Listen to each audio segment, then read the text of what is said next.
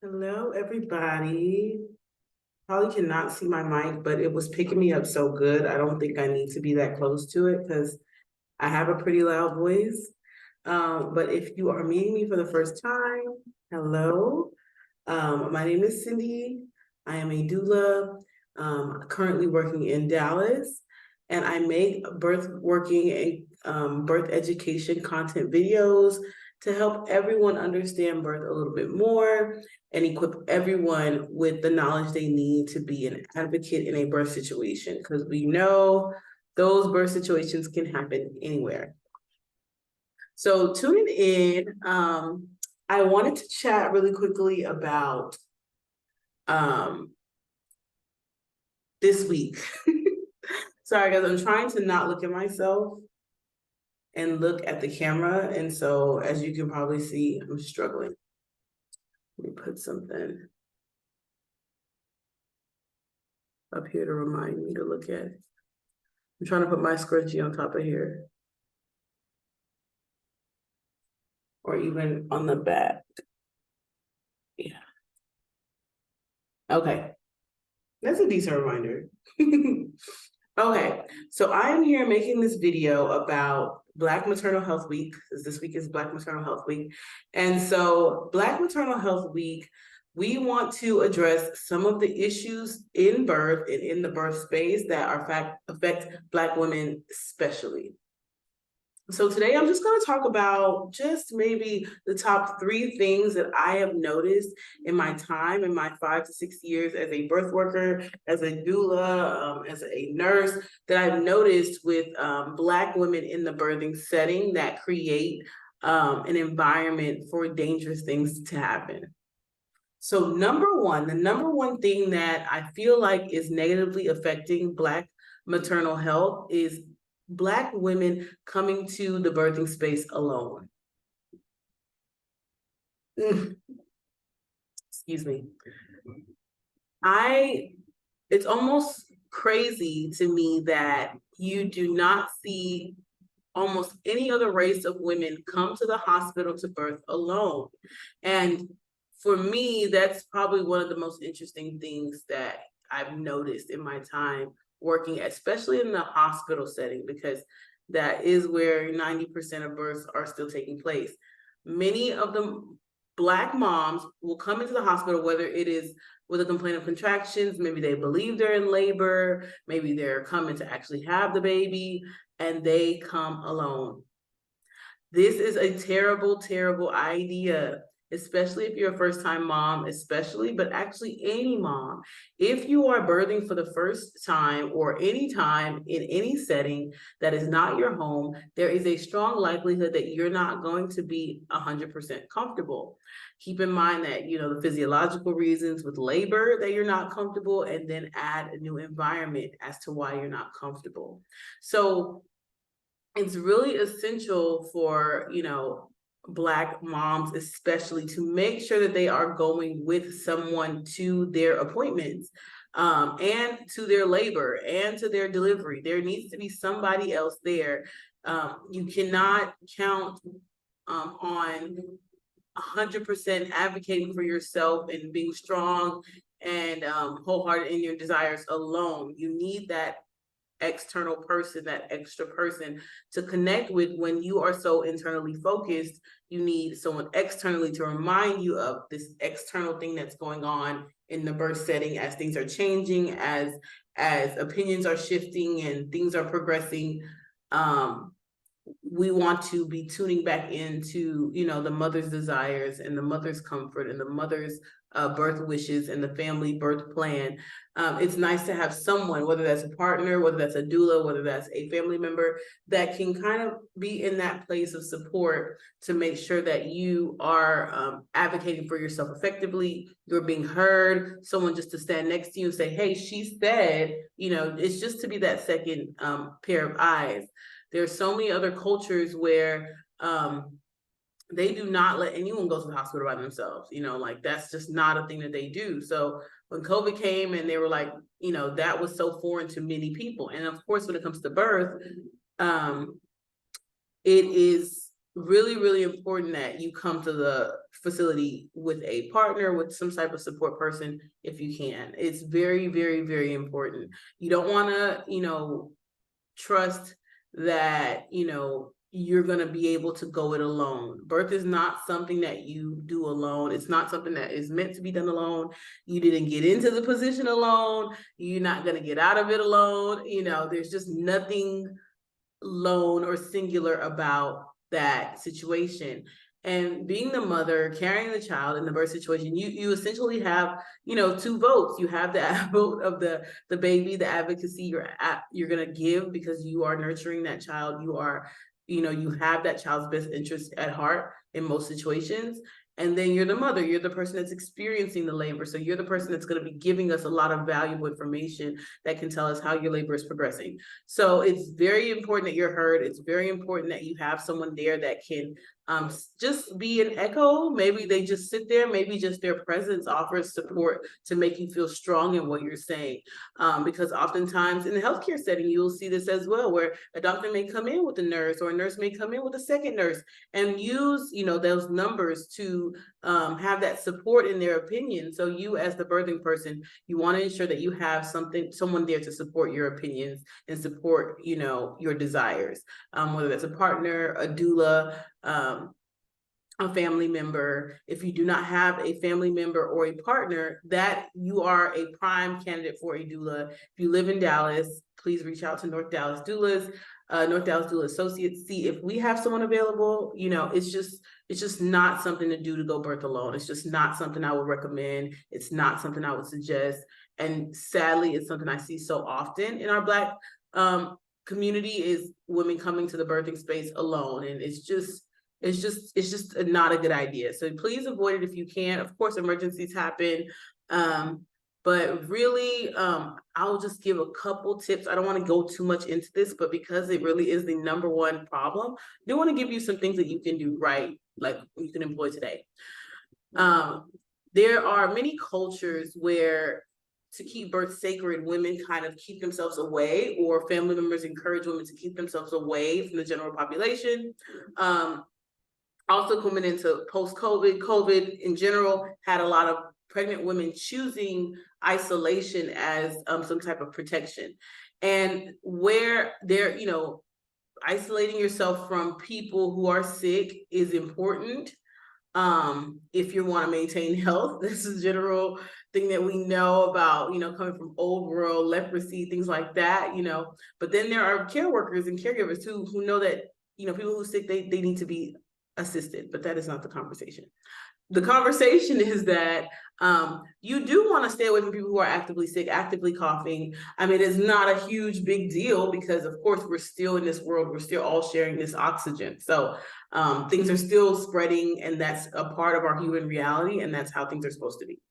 But you do not want to isolate yourself. You do not want to isolate yourself socially. A lot of people naturally kind of step away from mothers because they think that they're busy with their children, they're busy with their partners. So sometimes their friends who may not be in the same life stage are not checking in as much. And so it's important as a pregnant person to know, like, hey, let me reach out to my friends. Let me kind of create that support, knowing full well that, it takes a village, right, to raise a child. And so as a woman, it's your job to kind of cultivate that village. When the baby comes out, they don't know how to cultivate a village. They don't know how to cultivate a village. They're cute. And so their cuteness definitely attracts people, and people support and people give and people donate because the new life, the preciousness of it, the sweetness of it, just the cuteness of the baby sometimes can bring support. But as a mother, it's important for you to create that support for yourself, because a lot of times maybe those people who are more interested, there are some people who are more interested in the baby, and there are some people who are more interested in the mother for their own personal reasons as far as what they, are focused on. And so when you have maybe a bunch of friends who are baby crazy and they're coming around passing your baby around and you're not really getting any attention, you're not going to feel great. So cultivate a support team, not just your birth team, but a support team of friends who you know are very caring, supportive, nurturing, helpful, friends who can cook, friends who people who have skills that can benefit you, you know, friends who can cook, friends who help clean, help fold clothes for you, people who will help you, not people who come and drain your energy or come and eat up all your food in the fridge. Not at this particular time. There's a time for those friends, but the time for right now, when you're like birthing, you want to kind of start to cultivate those friends that you actually see are supportive, are giving you their time, their energy, and seeing and checking in and giving you what you need. And if you feel like you may not have that, because it happens, cultivate that. Start to reach out, start to connect with more people. Even though you're pregnant and maybe you're scared and you have your own anxieties, reach out so that when you're giving birth, you know, you haven't been gone for 9 months in the friendship, and then here's the baby. It is an ongoing thing where your friends can kind of be there for you. They already know what you need. They've been talking to you. They've been heard what you said about, oh, we have so many size 1 diapers and we don't have size 3 diapers in conversation. And so they can help you. And so do not isolate yourself. Do not go to the hospital alone. I'm telling you, that will help a lot with our Black maternal mortality situation. So that's the number one thing. The number two thing that I see as a big issue in our Black community that is affecting our mortality rate is I would say hypertension. I'm going to put hypertension and diabetes. I'm going to circle them together. Hypertension, diabetes, and obesity. I'm going to circle all of these together because they almost work together in that a lot of us as Black women, and I'm not excluded. People may think I'm slim, but I am not excluded. You know, I also have had an overweight BMI before, you know, because we are tend to carry weight differently in our frame, our bones, our bodies, our structure. A lot of things are different about our bodies. And then the way we eat, a lot of things are very different about the foods we choose. And so it's very important to try your best to have a healthy and active pregnancy, a healthy and active life in general, but definitely a healthy and active pregnancy. So many people come into pregnancy and they're already not the healthiest as far as their eating habits. And so pregnancy, it asks more from your body, and especially when it comes to like hypertension, that placenta, that baby, they're asking for a lot of blood, they're asking for a lot of nutrition, they're asking for a lot of things. And so if your body is barely maintaining your own weight, like your body, your heart is already, you know, your blood pressure is already elevated, meaning that your heart is already working hard to maintain you normally. So now you've added another baby, you've added another human, you've added a placenta, another organ that are all asking for more stuff from your body. And so I think the second thing that I would encourage every mom to do is to stay active. Please walk during your pregnancy. If you've never been active, I always suggest walking. Whether it's 30 minutes, an hour, 2 hours, if you have that time, do it. The more you walk, the better. It gets baby in a good position. It does so many things for you, endorphins releasing. If you are in Texas, I serve in Dallas, as I said. So right now it's August. No, it's not August, it's July 27th. So it is the midsummer in Dallas, and it's quite hot. So getting to 100 degrees, and I'm from Houston, it gets to 100 degrees. So you do not want to be a pregnant person walking outside in 100 degrees. We see so many pregnant women going into labor, or false labor, having contractions because of dehydration in the summer. So stay hydrated, but walk probably in the mall. I suggest that as probably the number one place to walk. Is go to the mall. You don't need to spend any money. You don't need to, you can get yourself a snack, maybe just to make it a little fun. You can shop if you need to, but literally in the mall, you have AC and you can do as much walking as you feel good. When you're tired, you sit. When you want to look at something, you can. And so I would suggest maybe going to the mall at least for your walks. If you are not able to walk outside, you don't want to walk in a gym. I'm someone, I don't like to walk on a treadmill for 30 minutes. That is not something that I would like to do. So if I want to walk for 30 minutes, I would go to the gym, or I would go to the grocery store, or I would go to like some type of home decor store, like at home, a big, huge warehouse, like a Sam's Club. Go to a really big store and take your time walking around the store. So you're enjoying the AC, you're walking, you're getting everything done. You don't got to sweat, you ain't got to deal with outside. So please, please, please try to walk if you can. If you're already an active person, then I would suggest doing something that does increase your heart rate. If walking alone doesn't, then add weights, maybe free small little weights or like hand items, or if you're in the mall, you know, your purse, like a heavy bag, because things that get your heart rate up are also really good to get baby's heart rate up. And we're not trying to get baby's heart rate up in general. That's not like our goal, like, oh, let's get this baby's heart rate up. But we have seen, the studies have shown that moms that engage in more cardiovascular activity during their pregnancy actually increase the cardiovascular output in their babies. And so when their baby is on the monitor, on that electronic fetal monitoring that, you know, a lot of hospitals use to make a lot of the birth plan decisions, their baby has more variability. Their baby has better outcomes. Their baby's heart is strong because they have increased their heart rate, increased that baby's heart rate, and that baby's gotten used to, you know, that increased blood flow that's caused when the body is under stress from exercise, labor, or whatnot. So I think that it's important to, if you're past that walking stage, actually start to challenge that heart. You know, sweat a little bit. You know, feel your heart pounding a little bit. That tells you that, you know, you're working harder, and that's pushing more blood to your baby. And then your baby kind of gets that cardiovascular, you know, increase as well. And that benefits them in the long run, and actually for their full length of their heart, because their heart is forming while they're in you. When they come out, the heart is already formed. So there's a lot of things that we can do to kind of increase the viability of our newborns, to make our babies actually healthier by having a healthier pregnancy. So that was our second thing. I'm just going to get into one more thing because I do not want to overwhelm anybody. If you're still here with me, thank you so much. My name is Cindy Onyema. I am a doula, a professional doula. I am a mommy and baby lover. I'm a birth worker of 5.5 years now. It's almost 6 years. I think it's 6 years this month.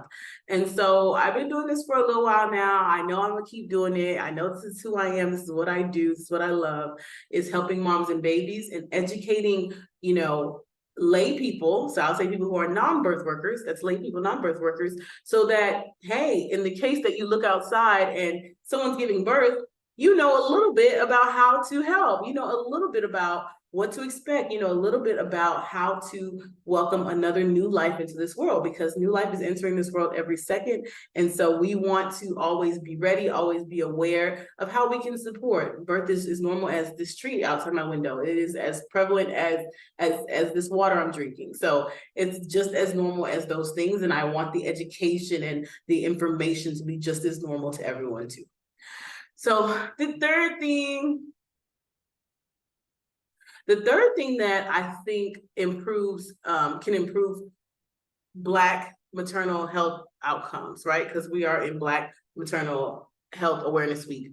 So we talked about the first one, which was, you know, isolation, birthing alone, isolation, that concept of that entire theme that is afflicting our community. And then the second thing we talked about is the lack of exercise and how that contributes to disease, diabetes, hypertension, things like that, and how staying active and trying to manage our weight better, manage our diet better, gives us healthier bodies and healthier babies and healthier babies' bodies. And so it just continues down the line. So the third thing that I think would help, you know, a lot of Black mothers is to invest in birth education. Invest in birth education. What am I talking about? So there are many, many ways that you can get your birth education. And the birth education that a new mother goes into her delivery with has a direct reflection on the story that she has in her mind about her birth and how it went. So what am I talking about? So if a mother doesn't know anything about birth and is going in expecting the doctors and her hospital to take care of it, which is kind of the concept, if you're not getting any outside birth information, you hire an OB, you see him or her every once in a while, and then more frequently, and then hopefully at your delivery, and that is the entire way you've engaged with it, then oftentimes you don't have the, you know, we have to count the stories, the narratives, the movies that have all influenced a mother's understanding about birth. And it's the information out there is A, not very positive, B, not very productive, and it's C, is not very accurate. So a lot of the things that we see, like people screaming at birth, ah! We know now that that does not actually help your baby make progression. We now know that. And so if a mother knows that, then she will act accordingly. You educate a woman, you empower the world. That's what I live by.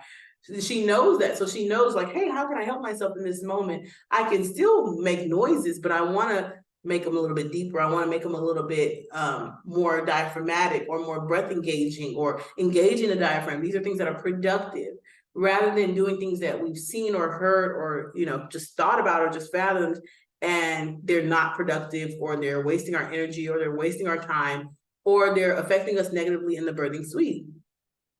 So imagine, like, then again, another thing about not having that birth education. So when a mother comes in and maybe a doctor or a nurse comes in and it's like, hey, we're going to start this medication and this medication and that medication, and we're going to do this and this because your baby's doing this.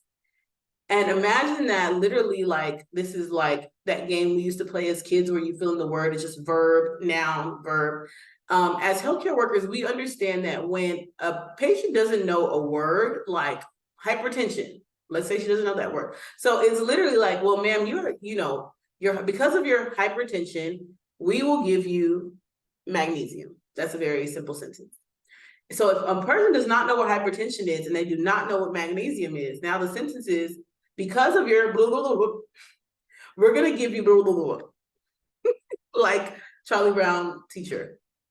So someone doesn't even know, they haven't made the correlation between the cause, the disease, and the cure, or the disease and the treatment.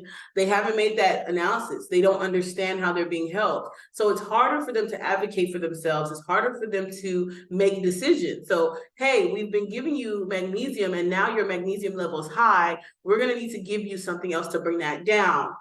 If you don't understand, you're just like, well, no, I need my magnesium. Well, before they just gave it to me. And so it's very, very, very important that you are investing in birth education. And that is not, you can talk to your parents, your mothers, your female family members, or family members who have given birth. You can talk to them about their experience. That's a wonderful way to get anecdotal evidence. Anecdotal evidence is what we call storytelling. It's a lot of information, but not a lot of it is not.